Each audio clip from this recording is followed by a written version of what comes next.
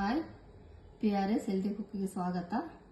ಇವತ್ತಿನ ರೆಸಿಪಿ ಏನಪ್ಪ ಅಂತಂದರೆ ಹೋಳಿಗೆ ಮಾಡಿ ತೋರಿಸ್ತಾ ಇದ್ದೀನಿ. ಇವತ್ತಿನ ರೆಸಿಪಿ ಹೋಳಿಗೆ ಸಾರು ಎರಡು ಮಾಡ್ತಾ ಇದ್ದೀನಿ. ಹೋದ ರೆಸಿಪಿ ಹಬ್ಬದ ದಿವಸ ಬರೀ ಒಬ್ಬಟ್ಟು ಮಾಡಿ ತೋರಿಸಿದ್ದೆ. ಇವತ್ತು ಸಾಂಬಾರು ಹೆಂಗೆ ಮಾಡೋದಂತ ತೋರಿಸ್ತಾ ಇದ್ದೀನಿ. ಅದಕ್ಕೆ ಏನೇನು ಬೇಕು ಐಟಮ್ಸ್ ಬೇಕಂತ ಇಟ್ಟಿದ್ದೀನಿ, ನೋಡ್ಕೊಳ್ಳಿ. ತೊಗರಿಬೇಳೆ,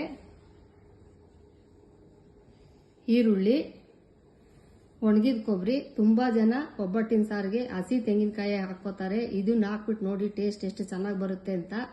ಒಣಗಿದ ಕೊಬ್ಬರಿ, ಬೆಳ್ಳುಳ್ಳಿ, ಟೊಮೊಟೊನೂ ಹಾಕೋತಾರೆ. ಅದು ನಿಮ್ಮಿಷ್ಟ. ನಾನು ಟೊಮೊಟೊ ಹಾಕಿ ಒಬ್ಬಟ್ಟಿನ ಸಾರು ಮಾಡಲ್ಲ. ಹುಣಸೆ ಹಣ್ಣು ತೊಳೆದು ಇಟ್ಕೊಂಡಿದ್ದೀನಿ. ಮೆಣಸಿನ ಪೌಡ್ರು, ಜೀರಿಗೆ, ಧನಿಯಾ ಪೌಡ್ರು, ಕರಿಬೇವು, ಉಪ್ಪು. ಇಷ್ಟು ಐಟಮ್ಸ್ ಬೇಕಾಗುತ್ತೆ ಒಬ್ಬಟ್ಟಿನ ಸಾರಿಗೆ. ಯುಗಾದಿ ಹಬ್ಬದ ದಿವಸ ಒಬ್ಬಟ್ಟು ಮಾಡಿ ತೋರಿಸಿದ್ದೆ. ಇವತ್ತು ಸಾಂಬಾರು ಮಾಡಿ ತೋರಿಸ್ತಾ ಇದ್ದೀನಿ. ಹೇಗೆ ಮಾಡೋ ಸಾಂಬಾರು ಅಂತ ನೋಡ್ಕೊಳ್ಳಿ. ನೋಡಿ, ಫಸ್ಟು ಒಬ್ಬಟ್ಟಿನ ಸಾಂಬಾರಿಗೆ ಒಣಗಿದ ಕೊಬ್ಬರಿ ಮಿಕ್ಸಿ ಜಾರ್ಗೆ ಹಾಕೋತಾ ಇದ್ದೀನಿ, ನೋಡ್ಕೊಳ್ಳಿ. ನೋಡಿ, ಕೊಬ್ಬರಿ ಫಸ್ಟ್ ರುಬ್ಕೊಂಡು ಅದಕ್ಕೊಂದು ಸ್ವಲ್ಪ ಒಂದು ಅರ್ಧ ಅಷ್ಟು ಹಸಿ ಈರುಳ್ಳಿ ಹಾಕೊಳ್ಳಿ. ಒಂದೆರಡು ಹೆಸರು ಬೆಳ್ಳುಳ್ಳಿ ಹಾಕೊಂಡ್ಬಿಡಿ. ಹಸಿದೇ ಹಾಕೊಂಡ್ಬಿಡಿ. ಹಾಕೊಂಡ್ಬಿಟ್ಟು ನೆಕ್ಸ್ಟ್ ಸಾಂಬಾರ್ ಪೌಡರ್ ಹಾಕ್ತಾ ಇದ್ದೀನಿ. ನಿಮ್ಗೆ ಎಷ್ಟು ಬೇಕೋ ಅಷ್ಟು, ಖಾರ ಎಷ್ಟು ಬೇಕೋ ಅಷ್ಟು ಹಾಕೊಳ್ಳಿ. ಧನಿಯಾ ಪೌಡರ್ ಹಾಕ್ತಾ ಇದ್ದೀನಿ. ನೋಡಿ, ಒಂದು ಸ್ಪೂನ್ ಅಷ್ಟು ಜೀರಿಗೆ ಹಾಕೋತಾ ಇದ್ದೀನಿ. ಸ್ವಲ್ಪ ಚಟ ಅಂದಿದ ತಕ್ಷಣ ಹಾಕೊಂಡಿದ್ದೀನಿ. ಅದಕ್ಕೆ ಜೀರಿಗೆನೂ ಹಾಕೋತಾ ಇದ್ದೀನಿ, ನೋಡ್ಕೊಳ್ಳಿ. ನೋಡಿ, ನೆಕ್ಸ್ಟ್ ಈರುಳ್ಳಿ. ಒಬ್ಬಟ್ಟಿನ ಸಾರಿಗೆ ಯಾವತ್ತೂ ಈರುಳ್ಳಿ ಬೆಳ್ಳುಳ್ಳಿ ಸ್ವಲ್ಪ ಜಾಸ್ತಿನೇ ಹಾಕೊಳ್ಳಿ. ನೋಡಿ, ಬೆಳ್ಳುಳ್ಳಿ ಹಾಕ್ತಾ ಇದ್ದೀನಿ. ಸ್ವಲ್ಪ ಒಂದು ಕಾಲು ಸ್ಪೂನ್ ಅಷ್ಟು, ಒಂದು 2-3 ಸ್ಪೂನ್ ಅಷ್ಟು ಎಣ್ಣೆ ಹಾಕೊಳ್ಳಿ. ಚೆನ್ನಾಗಿ ಫ್ರೈ ಮಾಡ್ಕೊಳ್ಳಿ. ನೋಡಿ, ನಾನು ಎಷ್ಟು ಬ್ರೌನಾಗಿ ಹುರ್ಕೊಂಡಿದ್ದೀನಿ. ನೀವು ಒಬ್ಬಟ್ಟು ಸಾರಿಗೆ ಇದೇ ಥರನೇ ಹುರ್ಬಿಟ್ಟು ಖಾರಕ್ಕೆ ಹಾಕೊಳ್ಳಿ. ಸಾಂಬಾರು ತುಂಬ ಟೇಸ್ಟ್ ಬರುತ್ತೆ. ನೋಡಿ, ಬೇಕಿದ್ರೆ. ನೋಡಿ, ಹುಣಸೆಹಣ್ಣು ತೊಳೆದ್ಬಿಟ್ಟು ಕ್ಲೀನಾಗಿ ಇಟ್ಕೊಂಡಿದ್ದೀನಿ. ಆ ಹುಣಸೆಹಣ್ಣು ಇದಕ್ಕೆ ಹಾಕ್ತಾ ಇದ್ದೀನಿ. ನಾನಂತೂ ಟೊಮೊಟೊ ಒಬ್ಬಟ್ಟು ಸಾರಿಗೆ ಯಾವತ್ತೂ ಟೊಮೊಟೊ ಹಾಕಲ್ಲ ನಾನು, ನೋಡ್ಕೊಳ್ಳಿ. ನೋಡಿ, ನೀರು ಚೆನ್ನಾಗಿ ಕುದೀತಾ ಇದೆ. ಕುದಿಯೋ ನೀರಿಗೆ 2 ಕಪ್ಪು ಅಳತೆ ಮಾಡಿದ್ದೀನಲ್ವಾ. ನೋಡಿ, 2 ಕಪ್ ಬೇಳೆ ಹಾಕ್ತಾ ಇದ್ದೀನಿ. ನೀವು ನಿಮ್ಮ ಮನೇಲಿ 2 ಗ್ಲಾಸ್ ಆದ್ರೂ ಹಾಕೊಳ್ಳಿ, ಅಥವಾ ಜನ ಕಡಿಮೆ ಇದ್ರೆ ಎಷ್ಟು ಗ್ಲಾಸ್ ಹಾಕತ್ತೀರೋ ಅಷ್ಟು ಗ್ಲಾಸ್ ಬೆಲ್ಲನೂ ಪುಟ್ಟ ಹಾಕೊಳ್ಳಿ. ನೋಡಿ, ಸ್ವಲ್ಪ ಬೇಳೆ ಹಾಕಿದ್ರೆ 2 ನಿಮಿಷಕ್ಕೆ ಒಂದು 2 ಸ್ಪೂನ್ ಅಷ್ಟು ಎಣ್ಣೆ ಹಾಕೊಳ್ಳಿ. ಎಣ್ಣೆ ಹಾಕೋ ರೀಸನ್ ಏನಂದ್ರೆ ತೊಗರಿ ಬೇಳೆ ಕಟ್ಟು ಚೆನ್ನಾಗಿ ಬಿಡುತ್ತೆ, ಸಾಂಬಾರ್ ಸೂಪರ್ ಬರುತ್ತೆ. ಕಟ್ಟು ಬಿಟ್ರೇನೆ ಸಾಂಬಾರ್ ಟೇಸ್ಟ್ ಬರೋದು. ಅದಕ್ಕಾಗಿ ಒಂದು 2 ಸ್ಪೂನ್ ಎಣ್ಣೆ ಹಾಕಿದ್ದೀನಿ, ನೀವು ಹಾಕೊಂಡ್ಬಿಡಿ. ನೋಡಿ, ಖಾರ ಇಷ್ಟಾದ ತುರ್ಕೊಂಡಿದ್ದೀನಿ. ಬ್ಯಾಡಗೆ ಮೆಣಸಿನ್ಕಾಯಿ ಹಾಕ್ತಾರೆ, ಟೊಮೊಟೊ ಹಾಕ್ತಾರೆ. ಬ್ಯಾಡಗೆ ಮೆಣಸಿನ್ಕಾಯಿ ನಾನು ಒಗ್ಗರಣೆಗೆ ಮಾತ್ರ ಹಾಕ್ತೀನಿ.